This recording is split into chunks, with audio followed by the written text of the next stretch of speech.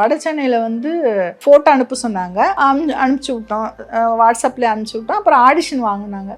சூரியனா கதை கொடுப்பாங்க, டைலாக் பேச சொல்லுவாங்க. நான் பார்த்தாங்க, என் பேரை கேட்டாங்க, ஃபோன் நம்பர் கேட்டாங்க. அதான் ஆடிஷனு.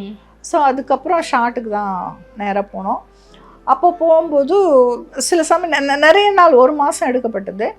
அதில் வந்து தனுஷ் சாருக்கும் எனக்கும் நிறையா, ஏன்னா தனுஷ் சார் நல்ல எனர்ஜியோடு பண்ணுவார்.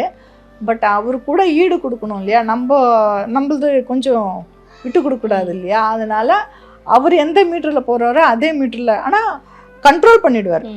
வெற்றிமாறன் சார் வந்து அதிகமாக இருக்குமா, கொஞ்சம் கம்மி பண்ணுங்க அப்படிங்கிறது அவர் கண்ட்ரோல் பண்ணிக்குவார், எங்கே அதிகமாக போகிறோம் கம்மியாக போகிறோன்ட்டு. ஸோ அந்த மாதிரி தான் வந்து தனுஷ் சாரும் நானும் பண்ணது. அது ரொம்ப நல்லா வந்தது. அது டப்பிங்லும் நல்லா வந்தது. ஆனால் நானும் வட சென்னையில் பொறுத்த வரைக்கும் விட்டு கொடுக்கவே இல்லை. தனுஷ் சார் என்ன பண்ணுறாரோ அதோ ஈக்குவலுக்கு நம்ம பண்ணி ஆகணும் அப்படிங்கிறது.